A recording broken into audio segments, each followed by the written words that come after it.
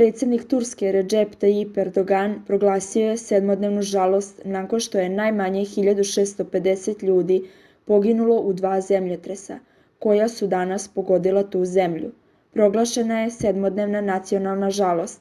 Zastave u celoj zemlji biće spuštene na pola koplja do zalaska sunca 12. februara, kao i u svim našim nacionalnim i stranim predstavništvima, napisao je Erdogan na Twitteru.